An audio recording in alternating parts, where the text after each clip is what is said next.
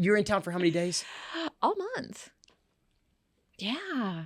I love it. Second year, I won't have to travel as much, I don't think. So I've sort of tackled my calendar in a better way. So you are in your second year. Starting your second year Yep. running the foundation. Yep. I think the one thing that we should kind of start with is you got to explain the foundation to me again. I know. I know. It's because some states have it, some states don't utilize it, but Florida totally different.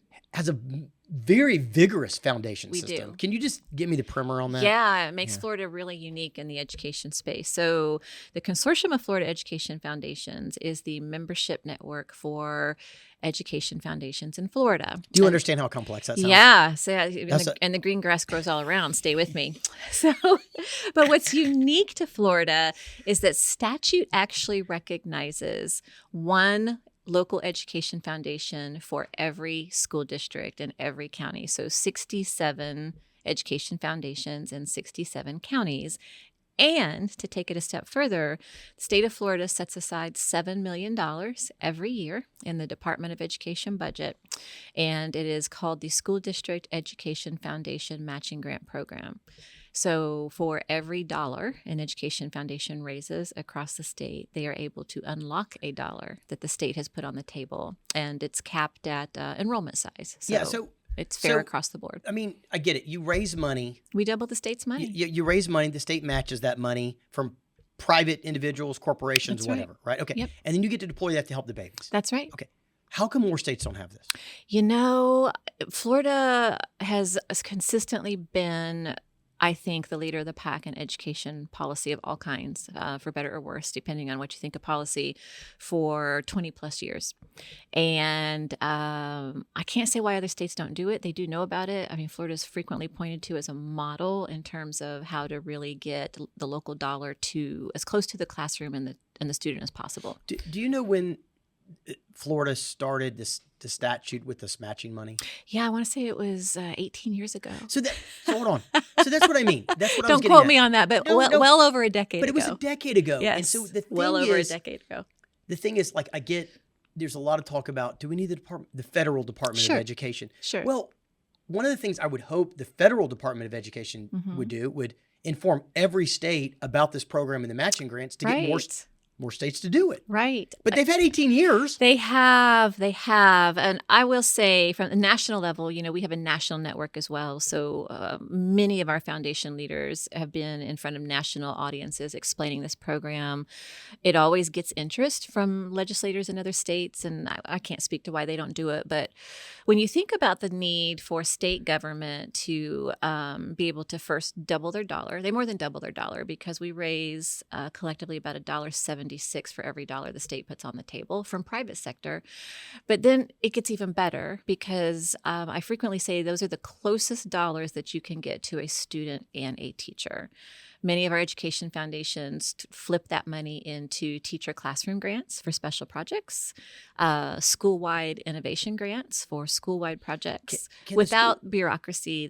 It's just an agile dollar that the state puts on the table. Like when I was in the Army.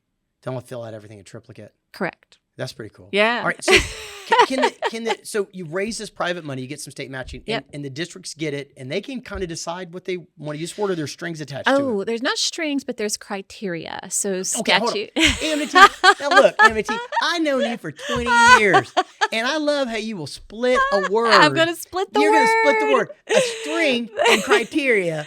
Well, the same thing. Yes and no. No. Strings wrap you up and get you all tied up and bogged down in bureaucracy. Criteria just says there are some rules of engagement, right? So the rules of engagement for this money is it has to be used in special categories that I think we can all get on board with. Struggling students, career and technical education, teacher retention and teacher quality.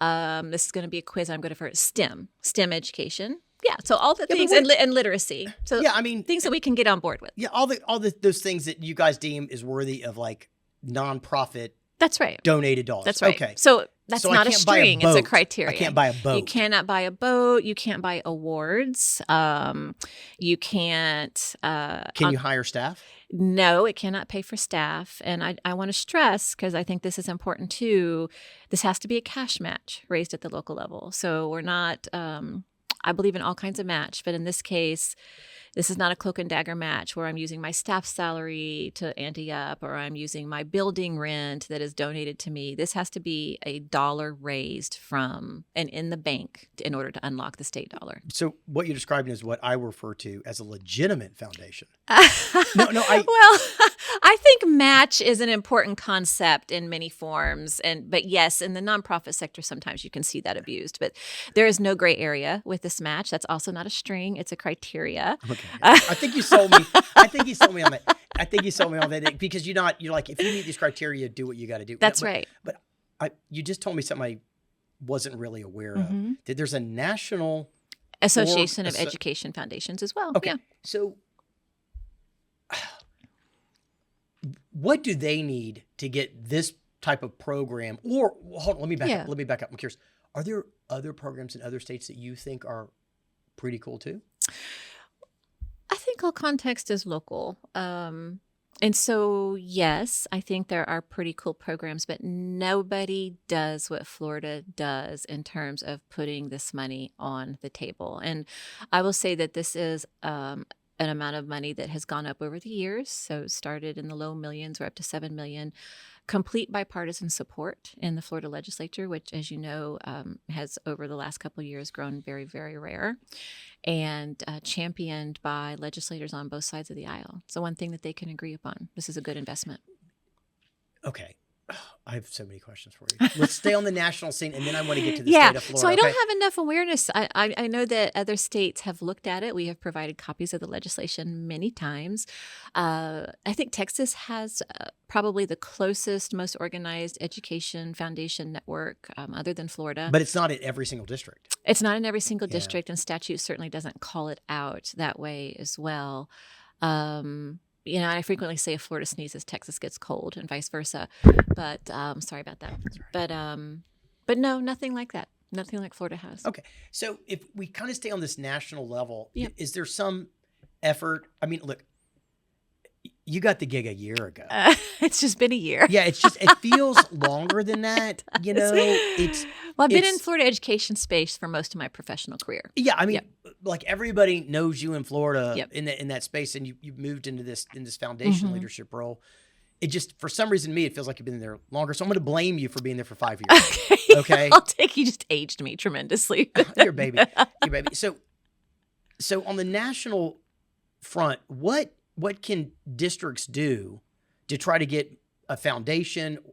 Do they reach out to the national organization, or do they have to Google their state organization? No, the National Membership Organization provides that support. They also provide the professional development to become a certified education foundation. So there are some benefits of membership. Okay, what's the name of this group again? That's the National Association of Education Foundations. Okay, we'll put a link to that. Elizabeth, you got that? She gives me a thumbs up. Let's put a link to that in the podcast, so if anybody wants to go learn more, and they can start to who is typically the point person in a school district that kind of has to lead this charge to get this happen? Yeah, so our education foundations have been long established, as you can imagine, just based on the history of the matching grant. So it's changed over the years, but now the point person for all things is the leader of the foundation. So remember, these are independent nonprofits. They have executive directors and CEOs, and they are in the local communities. They are the bridge into the district. So instead of trying to work your way into the district, particularly if you're a business or a private donor or whatever it is that you need, in almost every case, people in Florida are starting with the Education Foundation first, and the foundation is the bridge to the district. Well, it is funny because our little shop here likes to donate money sometimes, at the end of the year before the tax man comes. Is there a check at the end of the podcast? I don't know. Amity. I love it. I mean, I can double your money. I should have never said that. Maybe. I love it because you've been very generous already. We're trying to find ways. You have. Keep saying that. Is sometimes it's difficult to give money to a school district because they don't know what line item to put in if they don't have a foundation. That is so true. Or you get stuck in a vicious phone circle, or that is all true. So that's case in point. Our Florida districts are quite large. We have 6 of the largest of the 10 in the country in Florida, and then they also go to quite small. But it's hard to get somebody to answer the phone on some occasion to do those things, and so the foundation runs point. Yeah, I mean, it's funny. So, like, we're in Tennessee right now, everybody, and Florida, much much larger population than Tennessee. You have 67 school districts. That's correct. We have, I think, 99 in Tennessee now. Something. It used to be 95 because they were county, but then you had some splits where Memphis has like 6 school districts here. Right. So it could be over 100. And Texas, by the way, has got a gazillion school districts. Some as small as like 2,000 or 3,000 students, and some as much as like 200,000. Right. So it's a big vest. So I want to get on some policy issues and some school choice stuff in a second. But I love the idea of somebody in a school that doesn't have this starting it. And I could imagine a school board member leading the charge. We have one in Florida that's led by a school board member. I could imagine superintendent, chief of staff leading it. Yep. But I love to empower every person, right? I mean, but let's assume that you're in a school district and you're a teacher. Right. You could go try to create this, and you could try to move from a teacher and to run the foundation, right? I mean, it's happened in Florida as well. Oh, yes. See, I can look. See, they gave me a crystal ball back here because I can see the future in the past. Yes. We have a former superintendent running one of our foundations. We have a former teacher. We have a volunteer, a school board member. All context is local. And so we have 67 leaders that all tell a story that reflect their local community. And they are very passionate. And they're really good nonprofit leaders. That's what we do as the consortium is we keep the acumen for that good nonprofit governance and leadership high so that we have high-performing foundations. Yeah, I mean, I love speaking to your team. They are pretty awesome, aren't they? Yeah, they're fun. They got a lot of energy. They're great. They want to argue to win. They're great. And as a lawyer, I have no I don't know if my old soldier or lawyer. I have no desire to be around a bunch of amenable people that want to lose. Yeah. I want to argue my way to success. That's right. Not fight, argue, but like let's debate. And the last time I was down there with your team, I mean, we were getting into it at the end. I think I laid on the floor for a little bit. I think I laid on the floor because it was so fun. It was a timeout moment. I was like, I need a timeout. You guys are doing great. Let me breathe for a second. But their energy and their passion to support schools was just palatable. Yes. And I would love every school district it's infectious in the nation to do that. Yes. So anyway, okay. So very cool. Yeah. That's probably, I learned something today. So I hope somebody else Can I add one more thing? I think it's context Could I is local. stop you from adding something? Do I have that power? No. Okay. Yeah. So I think that there's another piece of legislation on the books that's important in Florida. Florida has a categorization of a DSO, a direct support organization. A government entity in Florida, whether it's a county government, city government, but particularly a school district, is allowed to acknowledge a DSO. And they, as a result of this formal acknowledgement, they can provide building space, tech support, benefits, salary. And so about half of our members are direct support organizations of their district, which also keeps them lean and mean for overhead. I'm a simple man. Yeah. Can you give me an example of what that would look like inside of a school? Yeah. Well, Megan. You remember Megan, who is my treasurer, that runs the Marion County School District in Ocala, Florida. Her foundation is a DSO. So she is physically located in school district property, which keeps her rent and overhead low so that she can focus on what matters and make sure that the dollars they're raising, as much of the dollars possible, gets to the student. School district also provides her tech support. And some other things as well. So that's probably the simplest example.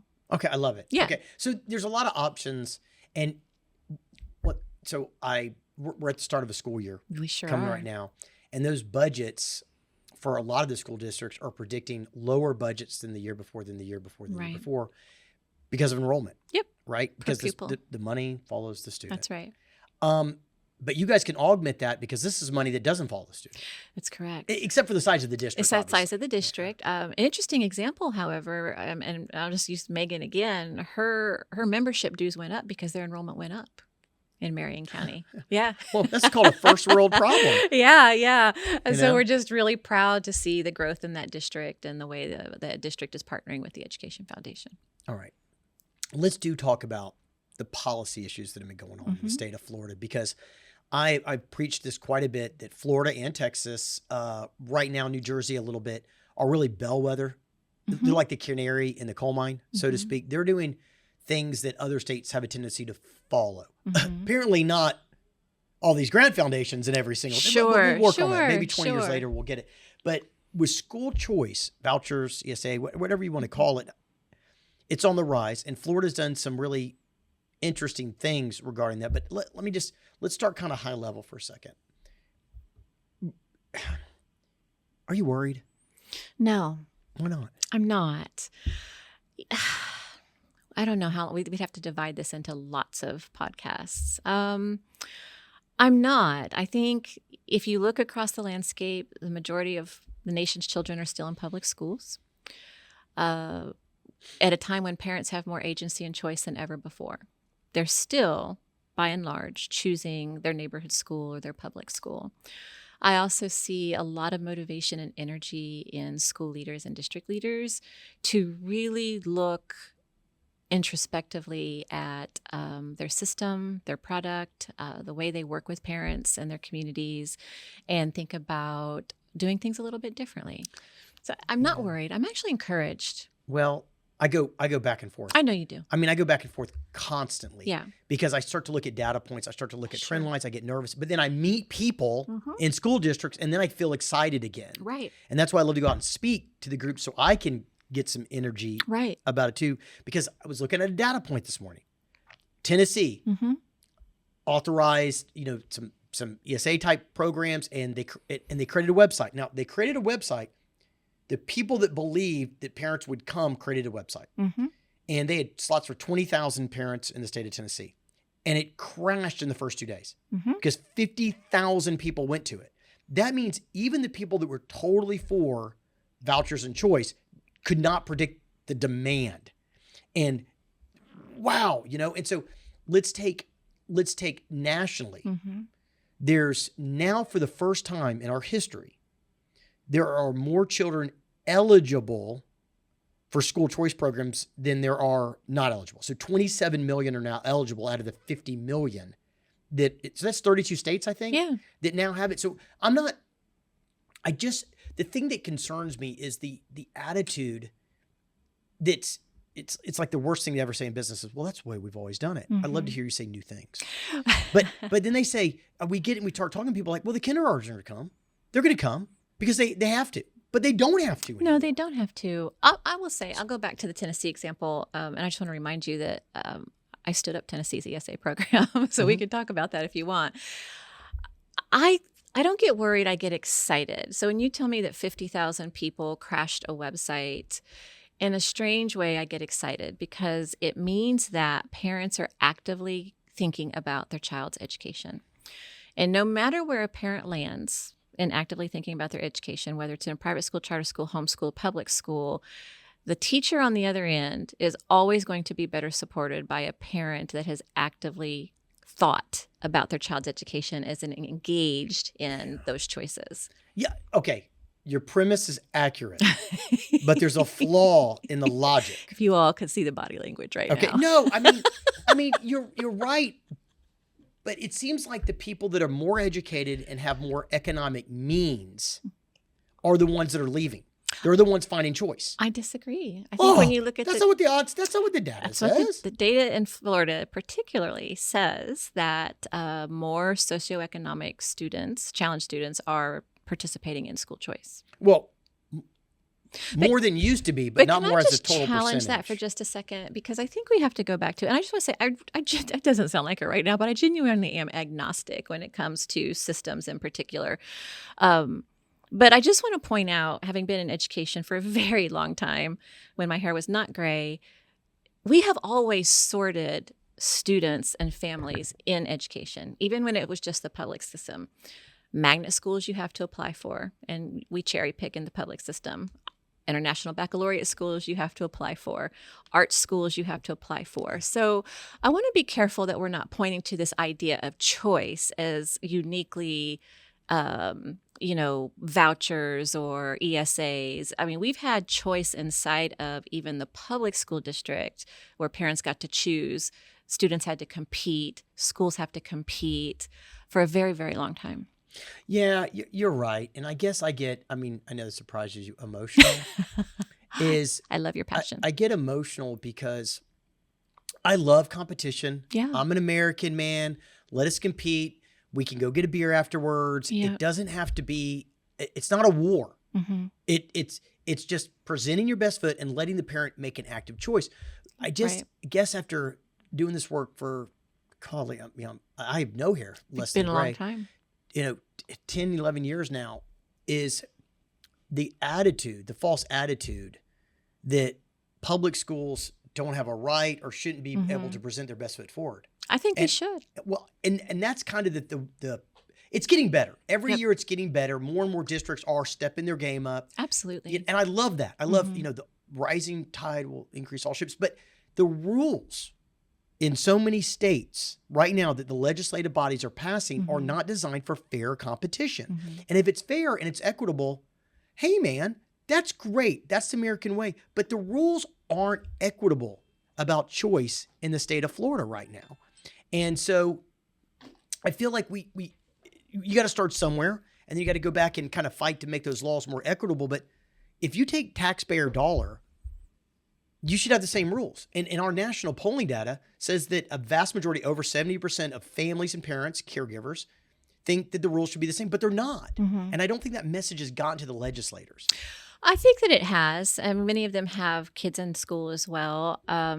I think that we would have to unpack, in all seriousness, and remember, I've been on both sides of this. My last professional role before I left Florida to come to Tennessee, I was the chief of staff of Palm Beach Schools, where I argued against the existence of charter schools as part of my job description. Yeah, do you know when I made a mistake and sent our child to private school? I get it. And then it's not a mistake. We all made a mistake. And then came to Tennessee, as deputy commissioner, and then worked on the governor's charter commission bill, and then the first iteration of ESA before it was stopped in court. So I've seen this from both sides, and I hear the nuances and the I'm going to say the cherry picking of language, right?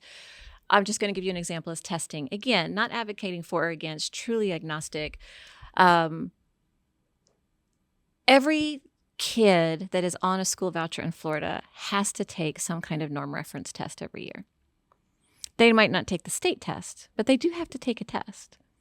Those norm reference tests can very easily be compared to the state test. It's just some data and statistics, and you can kind of see how kids are doing apples to apples. Do they have to orange publish to those results? Yeah, they do. They turn them into the State Department of Education every year. How come nobody ever talks about it? I don't know. I'll also say, and if I'm wrong, somebody tell me, but I don't think I am. I don't think you are either. Yeah. I mean, I know that they have to do norm testing, but I never see anybody publish it.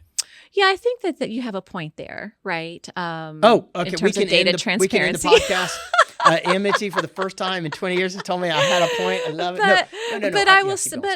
But anyway, I will say every student that is enrolled in a private school on a school voucher is taking some kind of a norm reference test to show that they are progressing.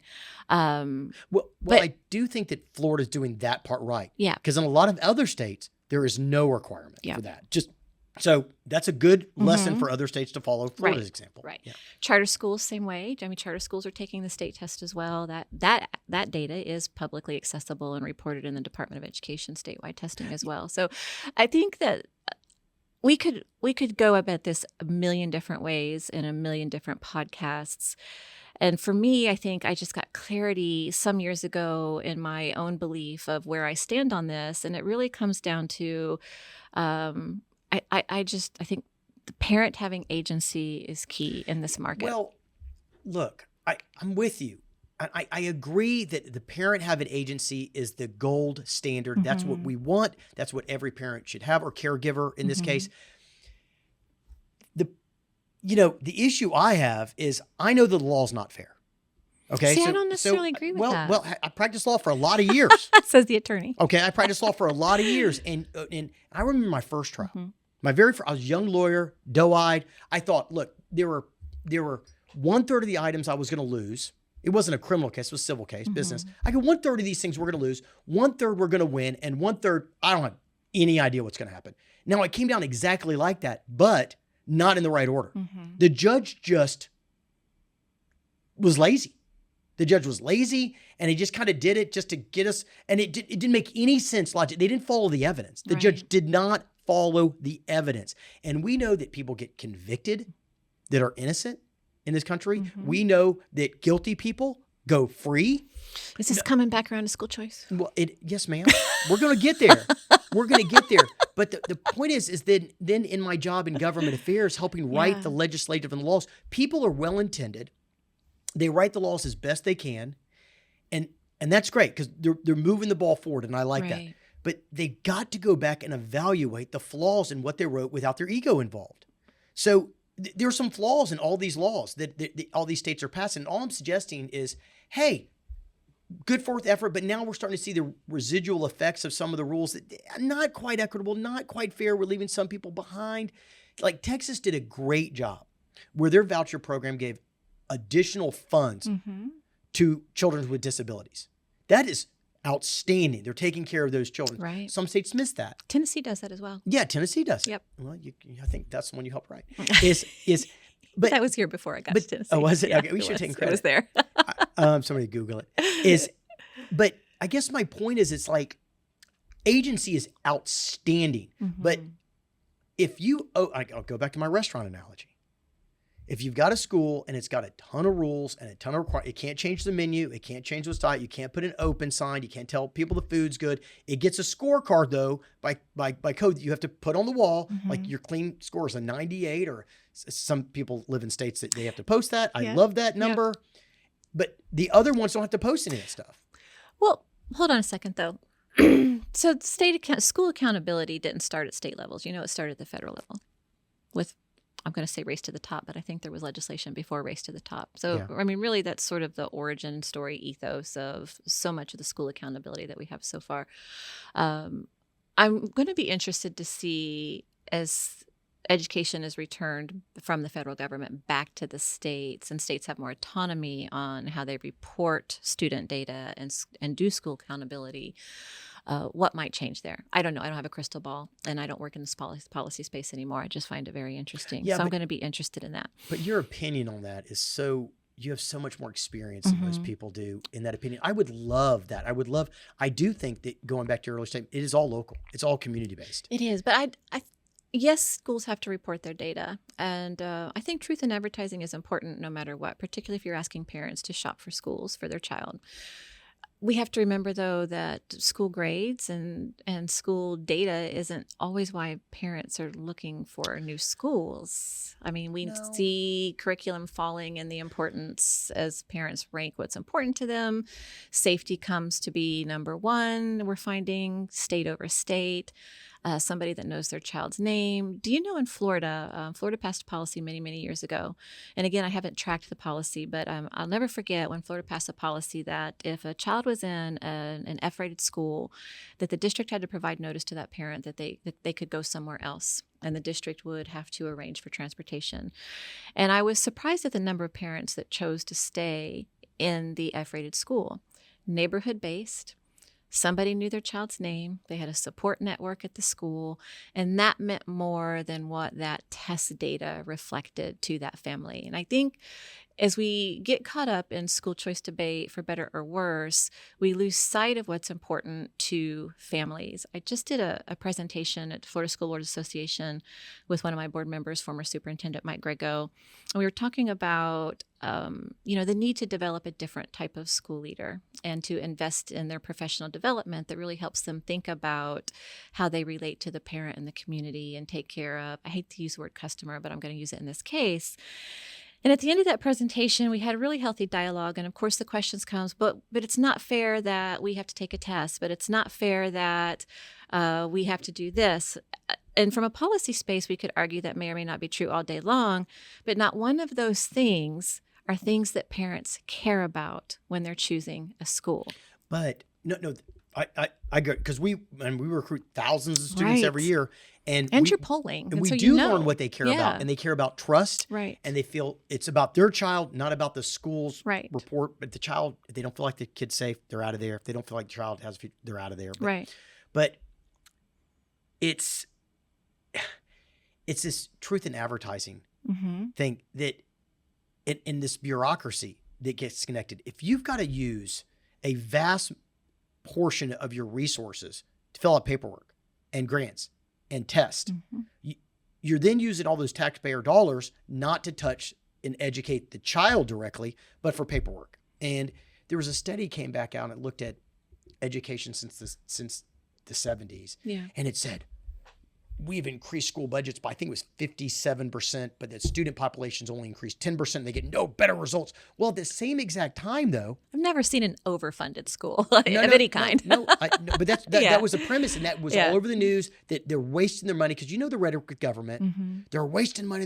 Well, yeah, they did have to hire a lot more people, because at the same time, you have all these federal mandates, like you said. They can't raise no child left behind, et cetera. So now they have to fill out all this paperwork. So you got to hire people to fill out paperwork. I was in the Army. I got used to filling out paperwork all the time. It didn't help us win one battle to fill out a form in triplicate. Right. But because these are big, gigantic ships with 50, 60 years of bureaucracy attached to them, it's harder for them to be nimble and move.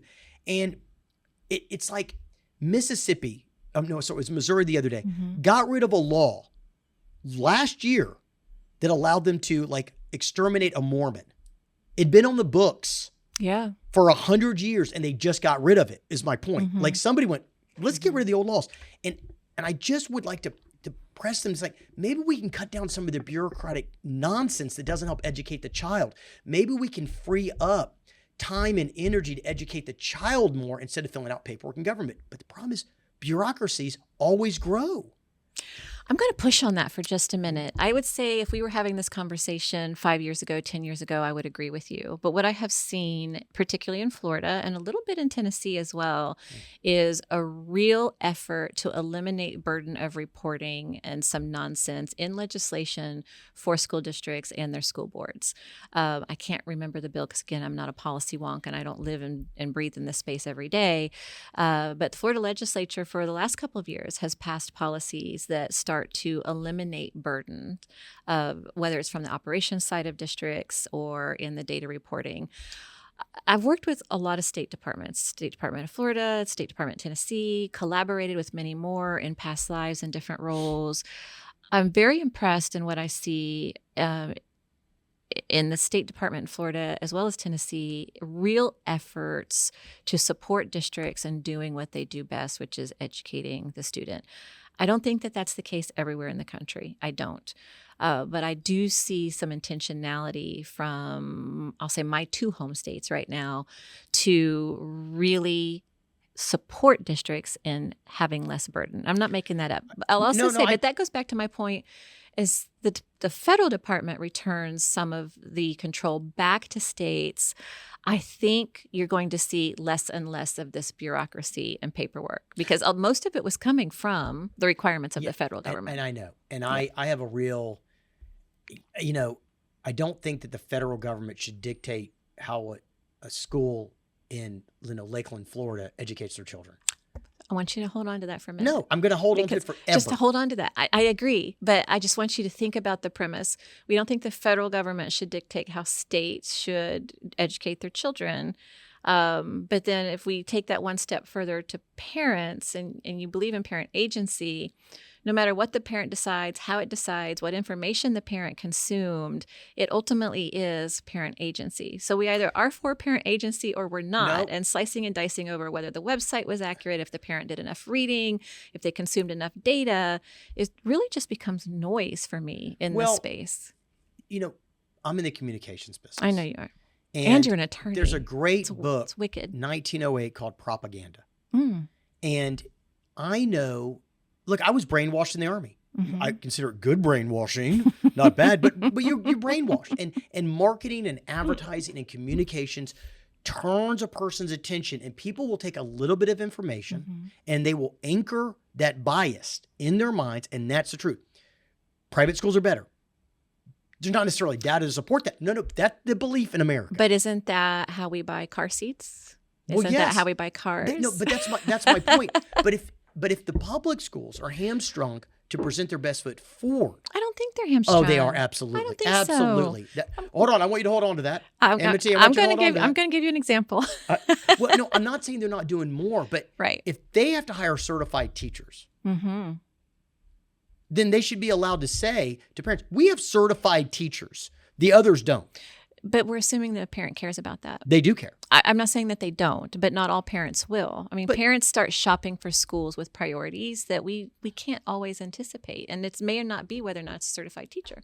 No. But if they can't even present, okay, so I'll give you an example. I'll give you an example. Please. Okay.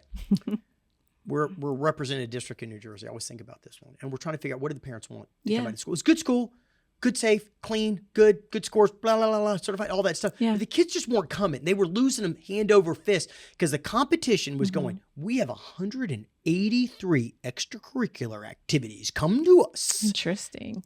All those extracurricular activities were the public schools. The public school paid for them. The public school funded it. The public school had to house them, do it all.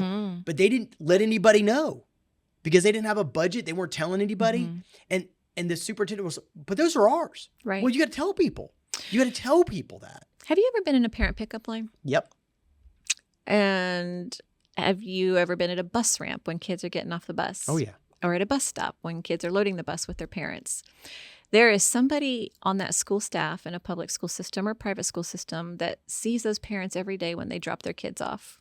Why wouldn't they tell them that they have extracurricular activities? And what is this bureaucracy that you're talking about that keeps them from doing that in parent pickup? Because their whole job, like, look, But that goes back to my point. We need to support leaders in thinking differently. No, I'm with you. I think that's what we're both doing. Yeah. And I love this great vigorous conversation. Yes. I love every minute of it. People think we're not fighting. This is how we're we not. talk. This is how Amity and I always talk. It's the best day of my life. It's wonderful. I love it. I love it because people are busy. That person watching the bus stop has got one purpose, and it's not to educate the parent. It's to make sure that baby's safe. No, that's their job. I think it's make sure the baby is safe. And when you start to add 10 things to their list, I want you to tell the parent this, I want you to tell the parent this, I want you to tell the parent this. It's overwhelming. I think it's the frame of creating the relationship with the parent, not creating a bullet list of talking points as the parent tries to. Well, I'm just saying it's relationships, right? It's meeting I'm married to a principal, by the way. So you can imagine the conversations that we've had over the course of our marriage about this conversation. And he's a Democrat on top of everything else. And so we vote different ways as well. But, he would meet his parents at parent pickup with umbrellas when it was raining. And he would say to the student, tell your mom you love her. You didn't tell her you love her. And so I think there's something about developing in a leader a lens towards asset-based relationships as opposed to to-do lists in any type of environment where you're working with families, whether it's at a school, a community center, that naturally creates some organic synergy that makes this process of where my child is going to go to school feel less complicated. Look, everything I train and speak on is about building trust. I know. And you're totally right. But you have to earn that. But then you have to invert. I agree. You have to invert. You have to turn it in. No, invert means you have to anticipate that you can't reach everyone. You can't talk to everyone. You can't educate them on exactly what they care about because you don't know.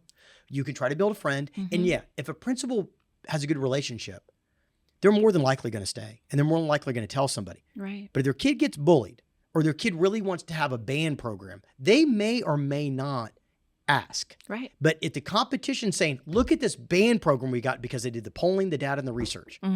And they go, well, we like this school. People leave restaurants all the time they love to go find something that the grass is greener on the other side of the fence. And look. And I think that's always going to be true to some extent. Well, sure it is. Yeah. I just want all the teams out here to play with the same rule book. I think they are. Oh, what about transparency? I do agree that we could do better in transparency. Okay, I'm going to take it. I'm going to stop. I got to change the subject. I'm going to take the win. And having worked with private school leaders when I was doing Governor Lee's first stand-up of ESAs, they're incredibly proud of their results. And, they do post what they want on their websites about their performance. But that's what you said, what they want. Right. That's called marketing. That's called propaganda. I will report what I want to report. I will not report the things I don't want to. Public schools have no choice to be fully transparent. If you take state money, you take a taxpayer dollar, they don't have elected boards. I get it, but I'd like to see their books. I'd like to see where the money's going. It's my money. I want to see where it goes. It doesn't seem like that big of a push to demand that. If your kids aren't in that school, why do you care? I'm just playing devil's advocate. What? Nobody asked you to do that in my life. You do that. That's right. I'm just genuinely curious. No, it's because It's because I mean, I want to see hospital mortality rates as well, and I do too. or response rates that public facing. We've dealt with crime in Memphis, as you know, and how long did it take us to get public facing data about crime? And we still don't have 3 decades, and it still hasn't happened. Yeah. And so I think we could double down in any public sector space about data and transparency, but in terms of the school choice argument, again, for me, it just becomes noise. Well, if I'm a parent, I want to know. Well, and that's the issue that I'm up against. The parents care about their children, but schools have got to care about all the children. And then some of us should care about every citizen of this country. I agree. And I happen to take a little bit more global view on this and a long-term view because I'm a super mega nerd. And I look at history and I worry about myself in 20 years. Understood. I worry about somebody that wasn't educated well that now has to work on my car or do my taxes or whatever the case may be. You do make a really good point, Brian. It's interesting. I had a conversation with one of our communities in Florida. I do think that community members at large who, to your point, pay taxes. And in Florida, there is a graying of resources where the age disparity is quite large between young and old. And, we are in a retirement state. I think if you're interested in systems in general, you have to look at your schools as a portfolio of schools. It's not just your public school system. You are also investing in private schools to some extent. You're investing in charter schools to some extent. I think at the local and community level, when you're talking about civic discourse, it is a healthy conversation to say, as a community, how do we judge the output of our school portfolio, and how do we know how kids are doing? I'm going to take that. I will give you credit. You take it. Occasionally. Localized. I will give you credit. I love the portfolio. I think that the transparency can start at the local level without having state legislation insist on it. Wouldn't it be nice if that were the case? It can. I think it could. It can. If I'm a board member of a private school and I don't want to share something because it doesn't make me look good, I'm not going to share it. Okay. And the local government's not going to make me do it. It has to be by law. And then you will have private schools that will not take taxpayer money because they don't want to disclose. I mean, I played this game before, That's fair. And so, I think policing is public good. I think the military safety is a public good. I think our electric grid is public good. And I still want to think that education's a public good. And if it's a public good, it's for the public, everyone, not for that individual mom or dad. And they got to do their jam and they got to take care of their babies and they're going to make the right decision for their babies. That's right. I want to make sure that the decision they're making is as informed as practical, not possible, but practical. So I don't know, and I get maybe I'm dreaming. Yeah. But no, I think that as the federal government detangles itself from state departments, I am hopeful for real change and innovation at state levels. Because talk about being bootstrapped. Do you have a couple tips for people? Like, I love it. I'm getting pumped up and inspired. You got me recentered today to be positive. No, you have. You always do. And he's got a new battle cry. No. I mean, Amity has to get me course corrected about once every 4 months, it seems like. And what are some practical tips to ensure this? I'm not going to be a smart aleck. Yeah. Like, here we go. Your lofty ivory tower, fake Nirvana world that you live in. I had no idea you were so hippie. Says the woman who sent her children to public school. My daughter graduated from public school. Thank you very much. But what are some? His grandchildren are in public school. Yeah, because it's the best. Is what are some tips to make sure that this portfolio of education in your area, because that's the only thing that can really affect politics is local. Absolutely. Do you have some tips for us? Well, I think that talking with the first people who know when a K-12 system is not working in any capacity are going to be your universities and colleges, right? So, keeping that line of communication open in your community as, the demographic changes of where kids are going, whether that's homeschool, public school, charter, something else, the first people who will notice that something is not working well are going to be the recipients of that population as they go into their state colleges and universities. That is. And so Genius. Yeah, I always call them sort of the first line of alert of health or not health of what's coming out of your, I'm going to say, K-12 portfolio of opportunities. You really, so now this portfolio has expanded Mm-hmm. to include colleges, universities, community colleges. That makes a lot of sense.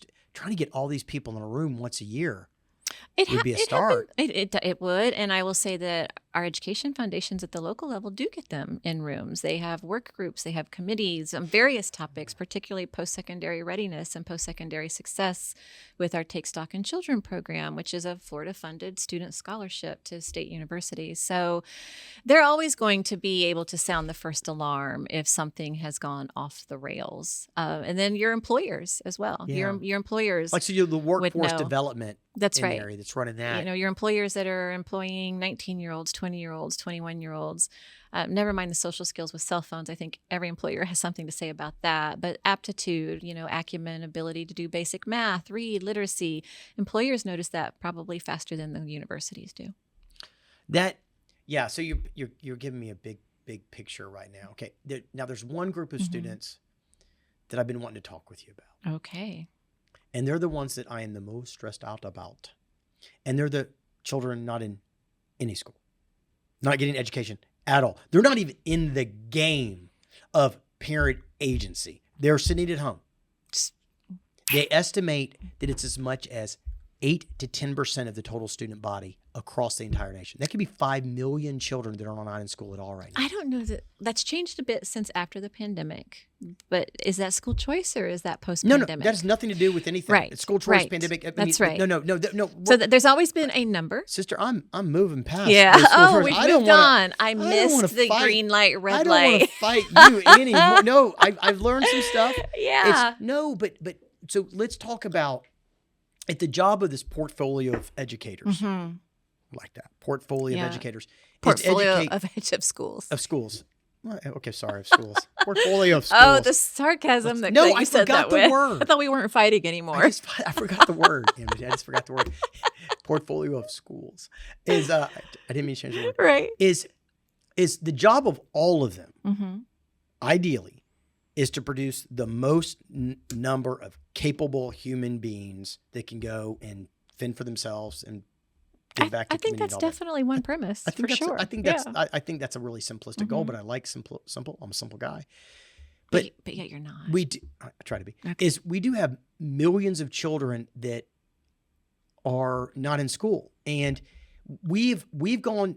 It's a limit. Let me tell you where we've found some of these children in the past. Is we go to homeless shelters or like the hotels that have been turned into homeless, and it's 11 o'clock, 1 p.m. during the school day, and they're sitting in the parking lot. They're hanging out in the room. They're watching TV or they got phones. They're homeless, playing on phones, and like, hey, you can.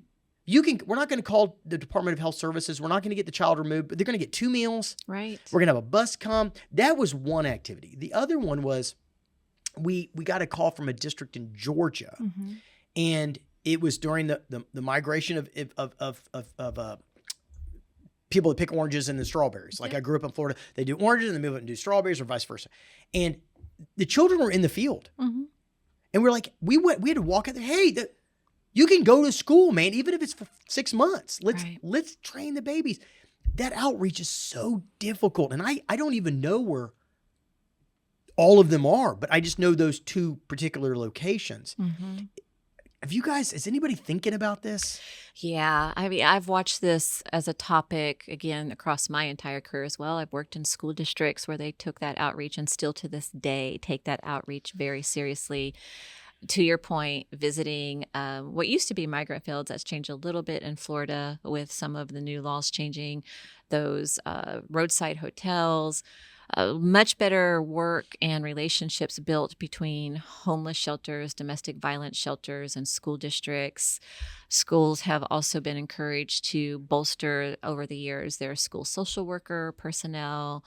I don't think we ever solve for it completely, but I know a lot of superintendents. I've worked in 2 Florida school districts. I've never not seen it taken incredibly seriously and have a heightened sense of awareness of the issue. That's good. That's good. That's real. I have seen some districts be incredible at this, and some districts ignore it.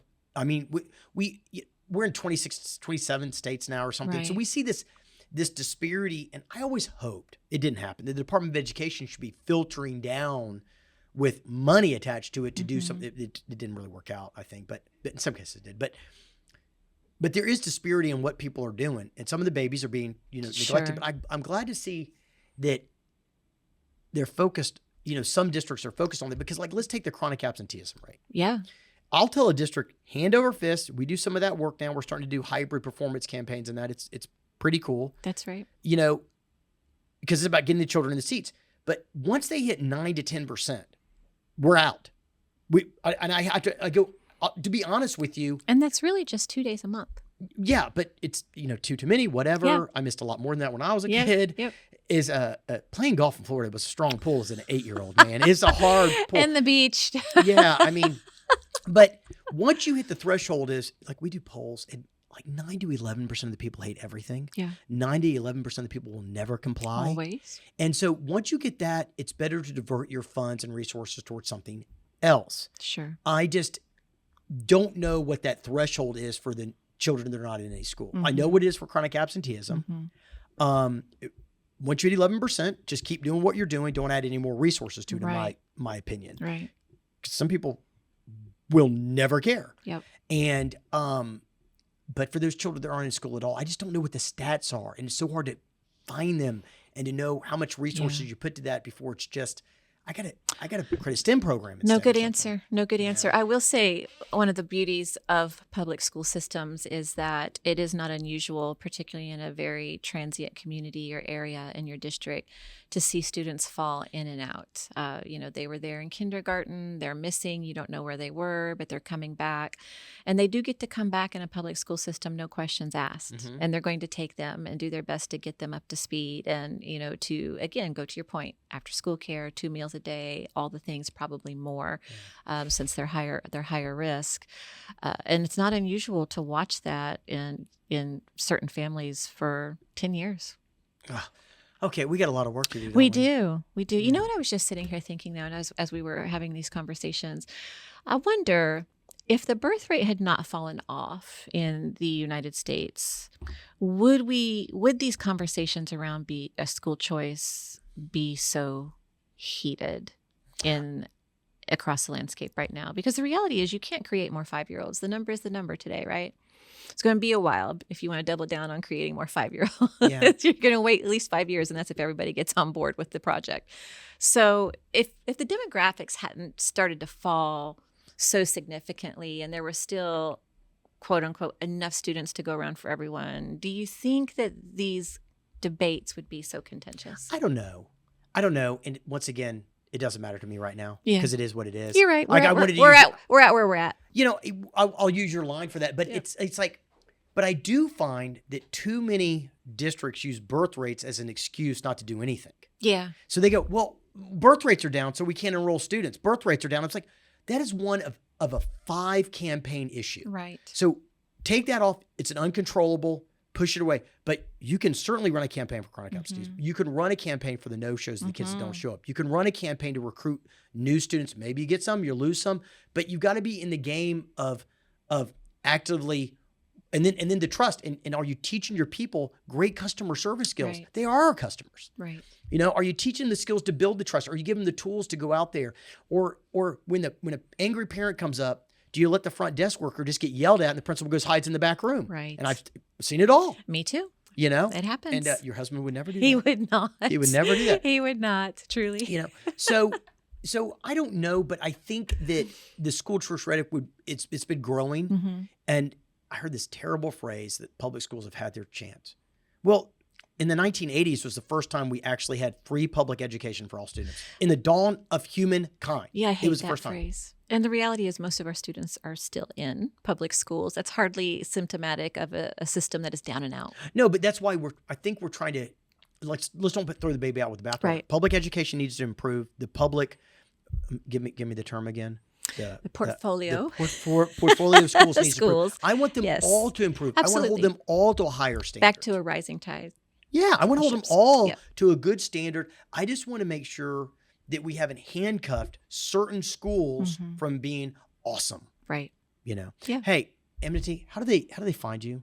You want What to do you give mean? your website out for? Yeah, educationfoundationsflorida.org or just Consortium of Florida Education Foundations. So you just Google that or AI or Yeah, whatever. Google it, AI will pop up, and you can learn a little bit more about our work. I also wanted to say just quickly as a plug, we're doing chronic absenteeism work now in 3 of our largest districts in Florida, and we're learning quite a bit about why families miss, whether they're chronically absent families or not chronically absent families, as well as how important relationships are to that secret sauce. When And are you going to have some data points to talk about? soon. So we have the data, and as a courtesy to the school districts, we want to make sure that they understand it and can have the ability to process it as well. But I think some punchlines that we can say early are things that you've actually already mentioned. So there's no big aha moment here, except that families from chronic absenteeism households and families from non-chronic absenteeism households both cite health reasons for absences, particularly mental health.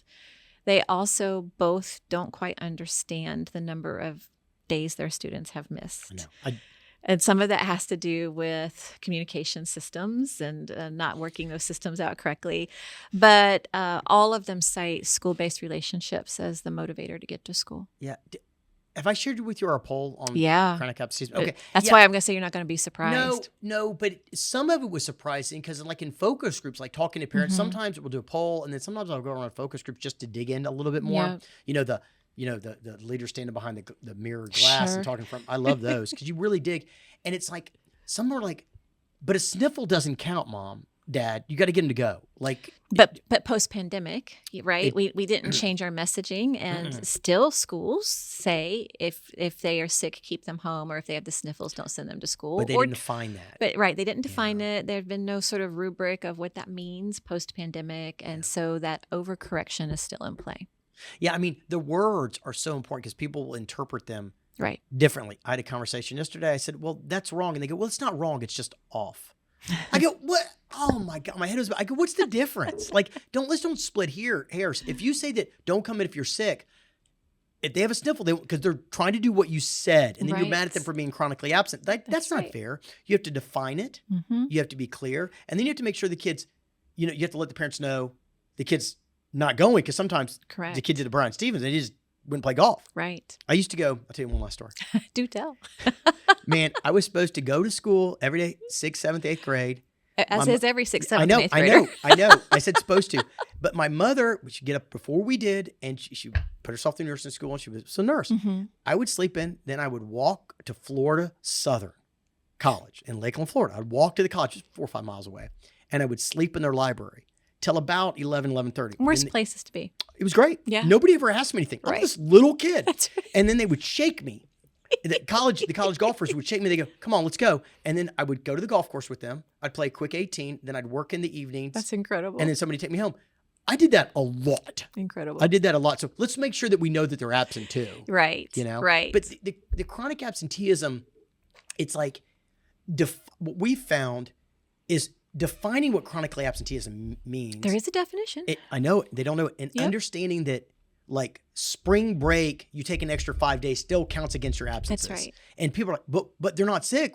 What's the problem? Because they're not in school getting trained. That's right. And then we don't explain the importance of every single day. You're losing knowledge and wisdom. I tell you what, when I was with my last district, they did such a great job of that. We had such a great head of research who created some data points for us to give back to parents. I mean, he literally did the slice and dice of what is the result of a student when they're absent 3 days, 7 days, 10 days, 13 days. How are they performing in graduation rate, suspension? We just gave that back to parents, and we saw it really resonate with them because they just don't realize how it adds up and how hard it is on a teacher to catch, if you've got a class of 25 and every kid in that class is absent for at least 2 days a month. Can you imagine being that classroom teacher who's trying to keep everybody on pace for their curriculum? So we're going to kind of go back to my earlier point about marketing and advertising, okay? If you give people the correct information, they can make better decisions. It's a lot of health advertising that says that's right. Yeah, and so... But there's no but. Yes, there is, because people still smoke. Well, but and it's they a still choice. drink and drive. But it's a right. choice. But it's right. That's They, what we're they can choose but a private school if they that's want what to we're make a bad talking choice. about today, They can right? make a bad choice with their children and send them to private school. I'm totally fine with them making an informed bad choice. It's America. If you want to drive a PT Cruiser, you can buy Oh, one. you're going to go hate on the PT Cruiser. Yes, it's a terribly looking car, but I love that it They're exists. Yeah, it's such It's an anomaly so of ugly. our automobile history. But it lets me know we're free. And That's I right. like that, but they get to make an informed choice. That's right. They get to see the cars and they pick the car. Yep. So informing parents, this is the impact, Mhm. is so important to them, but we've got to communicate that. I agree. We've got to communicate, hey, a little sick's not the same thing as sick. Mm-hmm. You know, my wife, critical care nurse, my mom, a little Freudian slip, Uh-huh. is just a little bit, I sliced my finger open and Yeah. blood, she taped it up and goes, go to school. Yeah. She did not care. But, nowadays they're like, well, he's sick. Yeah. But we have to redefine. Well, we've got to come back from pandemic mentality, and we just have not done it. I'll also say that in addition to sniffles, there's just a post-pandemic mentality that school is not as relevant or as important because kids stood out for 4 months, 6 months, 10 months. If we Except- could get every school district in the nation and start they and putting they stuff out, did okay. we could change the world. If we could I get agree. every one of them to say, it's really important. You say, Right. do you still have that little chart of what happens every day in Yeah, this? I Can do. you send that? We I mean, can it's going to be attach it. 10 years old. Hey, man, we can update it. Okay. All right. We'll update the data, but I would Yeah. love to see the visuals. And I think that would really add a lot of value to people I agree. because they need kind of go-bys. They're busy, filling out bureaucratic paperwork. I'm sorry, I can't. Oh, boy. And we come full circle again to bureaucratic paperwork. Amity, we're going to get you back on. I really Hey, appreciate this has it. been fun. Yeah, thanks. Yep. Good to see you.